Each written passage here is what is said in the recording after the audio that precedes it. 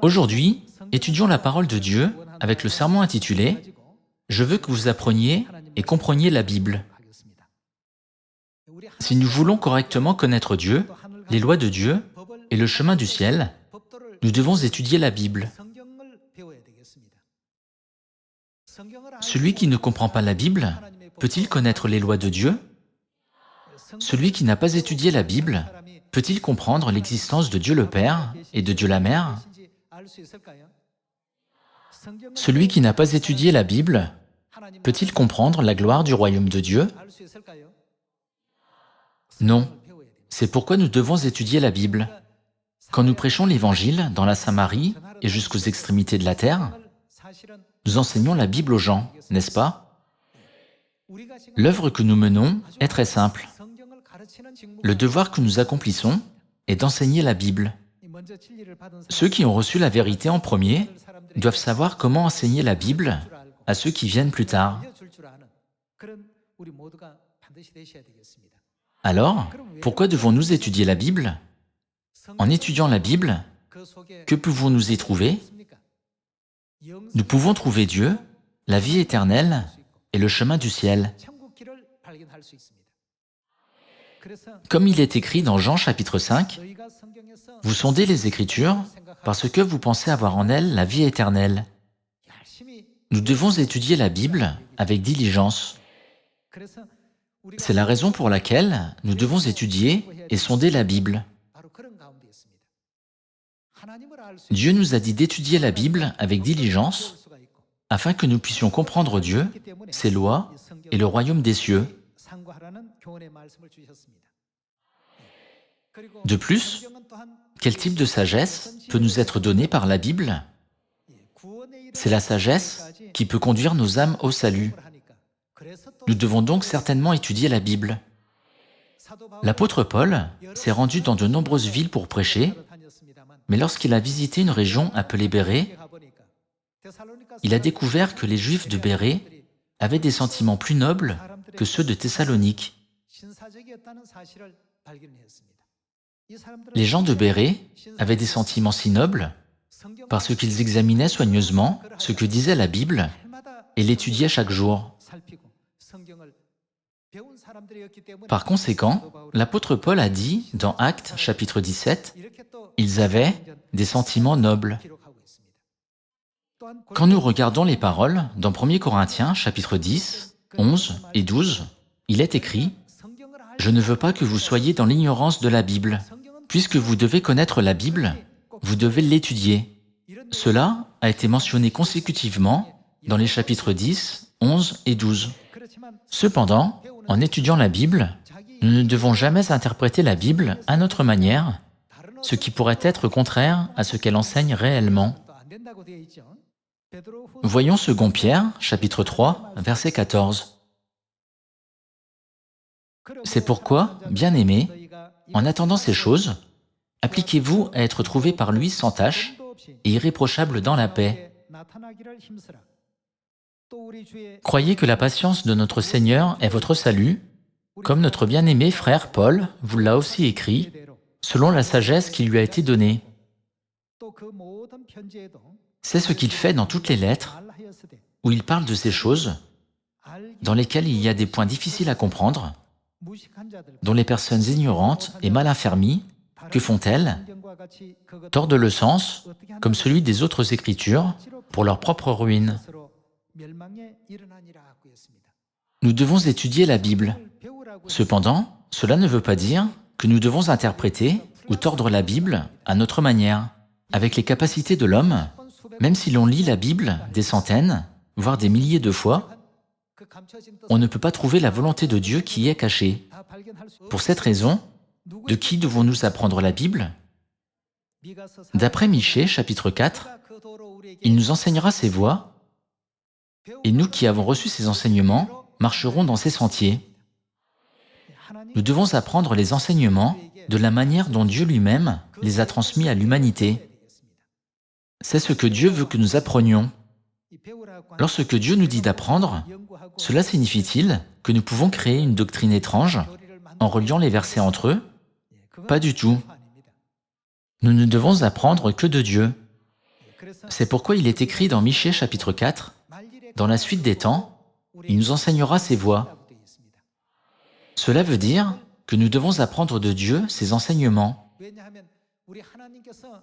C'est parce que seul Dieu est capable d'ouvrir le chemin pour que nous puissions entrer dans le royaume éternel des cieux.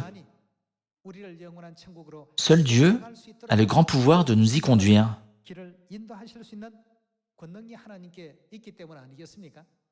Quand nous exprimons tous les enseignements de Dieu en un seul mot, nous pouvons l'appeler l'Évangile. Tout le monde doit apprendre l'Évangile par la Bible. Par conséquent, nous avons pour mission de transmettre cet Évangile à beaucoup de gens en cette époque. Gravons de nouveau cette mission dans notre cœur en allant à l'Épître aux Galates, chapitre 1. Voyons Galates, chapitre 1, verset 6. « Je m'étonne que vous vous détourniez si promptement de celui qui vous a appelé par la grâce de Christ pour passer à un autre évangile. » Quel est l'évangile ici? Quand nous regardons Marc, chapitre 1, verset 1, il est écrit « Commencement de l'évangile de Jésus-Christ ». Tous les enseignements et toutes les œuvres de Christ sont considérés comme l'évangile. Cependant, ceux qui n'ont jamais étudié la Bible supposent à tort que tous les cultes et événements organisés dans les églises d'aujourd'hui sont conformes à l'Évangile.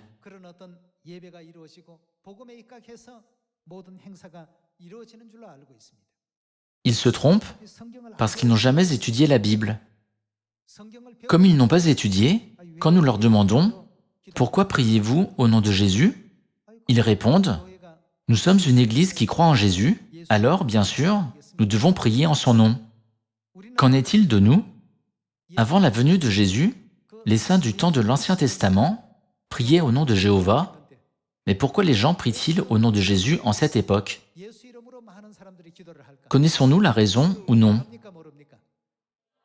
Tous ceux qui ont étudié le Sauveur de chaque temps et le nom nouveau connaissent la réponse. Ils peuvent comprendre la réponse tout de suite.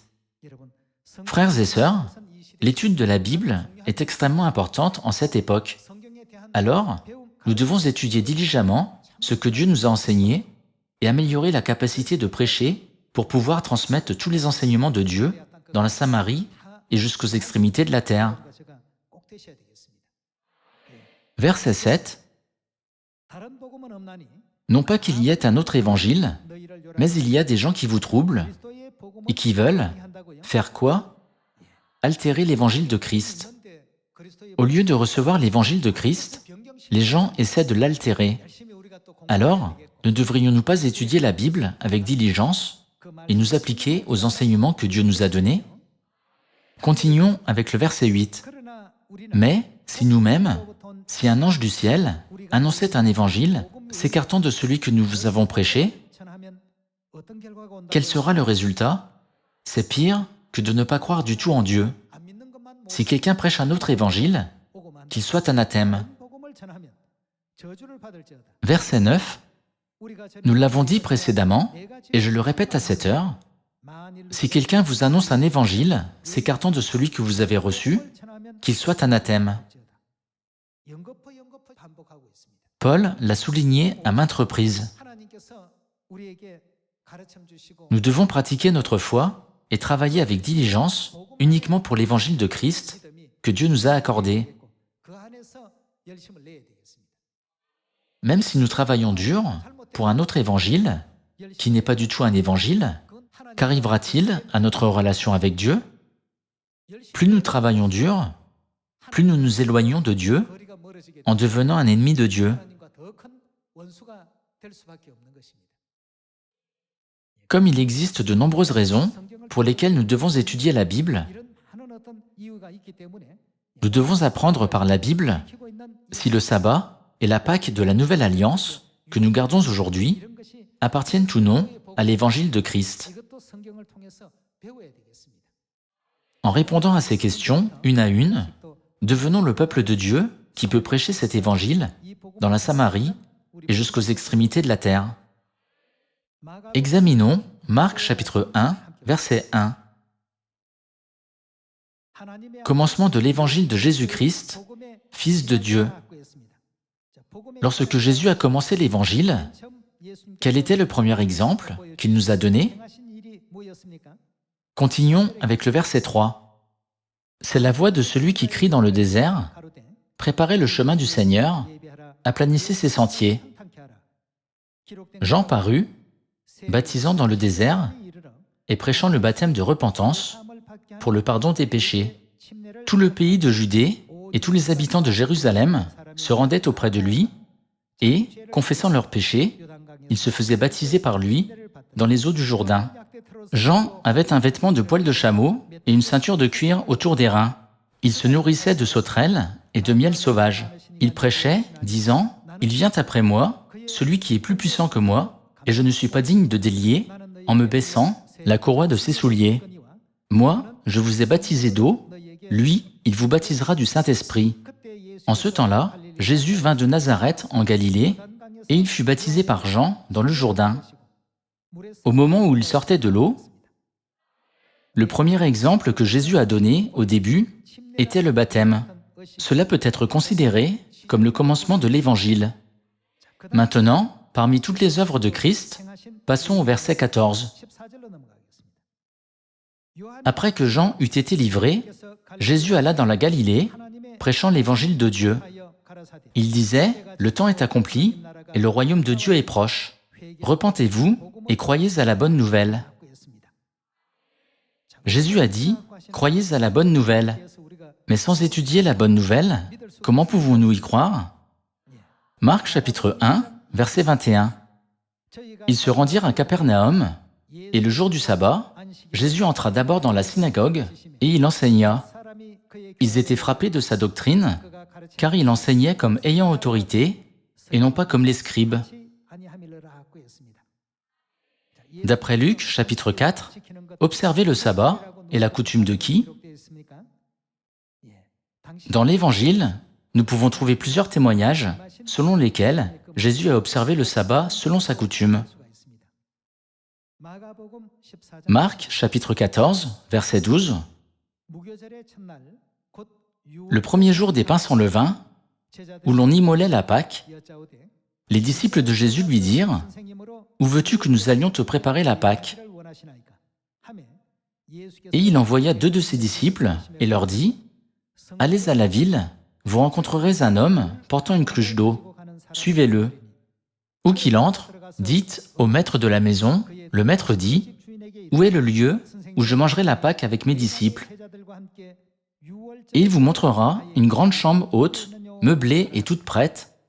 C'est là que vous nous préparerez la Pâque.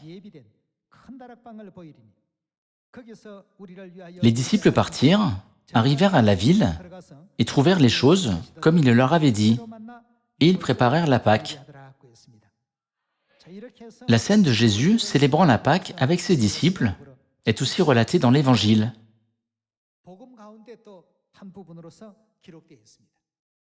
Observer le sabbat et célébrer la Pâque est l'Évangile. Le baptême est aussi l'Évangile. En suivant toutes les traces de Christ, nous devons marcher sur son chemin. Dans Marc, chapitre 7, il y a une scène où l'Évangile était appelé les commandements de Dieu.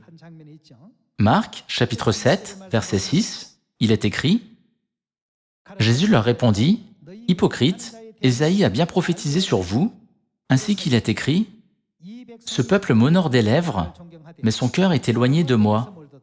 C'est en vain qu'il m'honore, en donnant des préceptes qui sont des commandements d'hommes. » Pourquoi les commandements d'hommes sont-ils considérés comme vains? C'est parce qu'ils ne sont pas l'évangile de Christ. C'est un autre évangile. Vous abandonnez le commandement de Dieu et vous observez la tradition des hommes. Il leur dit encore, « Vous rejetez fort bien le commandement de Dieu pour garder votre tradition. Pour observer le culte du dimanche, qu'ont-ils rejeté? Le jour du sabbat. Pour célébrer Noël, ils ont rejeté la Pâque. De nos jours, nous pouvons facilement voir de nombreux cas se produire dans les fausses églises. Ouvrons Colossiens, chapitre 1, verset 23. Si du moins, vous demeurez fondés et inébranlables dans la foi, sans vous détourner de l'espérance de l'Évangile que vous avez entendu, qui a été prêché à toute créature sous le ciel, et dont moi, Paul, j'ai été fait, quoi? Ministre. L'apôtre Paul s'est qualifié de ministre de l'Évangile, mais dans un autre verset, il a utilisé une expression différente. Voyons 2 Corinthiens, chapitre 3, verset 6.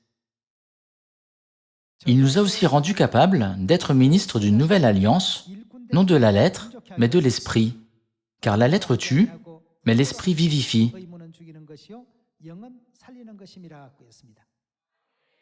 Dans 2 Corinthiens, chapitre 3, l'apôtre Paul s'est qualifié de ministre de la nouvelle alliance. Mais dans Colossiens, chapitre 1, il s'est qualifié de ministre de l'Évangile. Que signifie la nouvelle alliance? La nouvelle alliance ne signifie-t-elle pas l'Évangile? Puisqu'il est dit que la nouvelle alliance est l'Évangile, examinons la nouvelle alliance. Voyons Luc, chapitre 22, verset 7. Le jour des pains sans levain, où l'on devait immoler la Pâque, arriva. Et Jésus envoya Pierre et Jean en disant « Allez nous préparer la Pâque, afin que nous la mangions. » Pierre, Jean, ils étaient les principaux disciples parmi les 12. Jésus leur a demandé de préparer la Pâque. Il y a un instant, nous parlions de l'Évangile. Pourquoi sommes-nous revenus sur cette scène? C'est parce que la Pâque est l'Évangile et la Nouvelle Alliance. Verset 20, il prit de même la coupe après le souper et la leur donna en disant « Cette coupe est la Nouvelle Alliance en mon sang, qui est répandue pour vous. » C'était la nuit de la Pâque où la Nouvelle Alliance a été proclamée. Grâce à la Pâque, nous pouvons distinguer quelle Église prêche l'Évangile de Christ et quelle Église prêche un autre Évangile.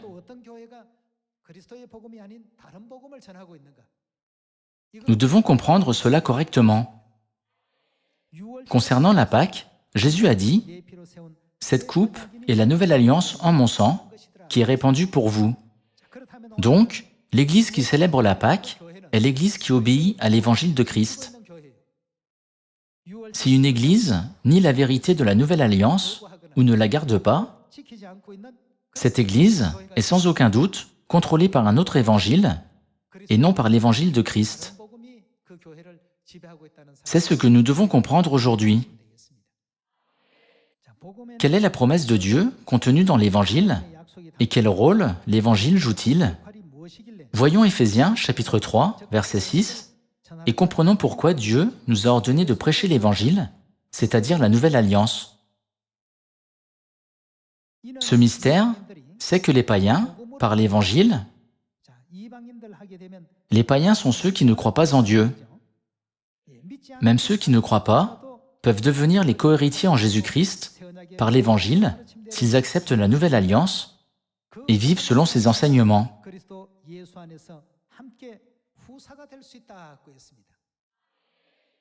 Il est écrit, ils peuvent devenir des cohéritiers qui peuvent hériter du royaume des cieux, former un même corps avec le Christ et participer à la même promesse.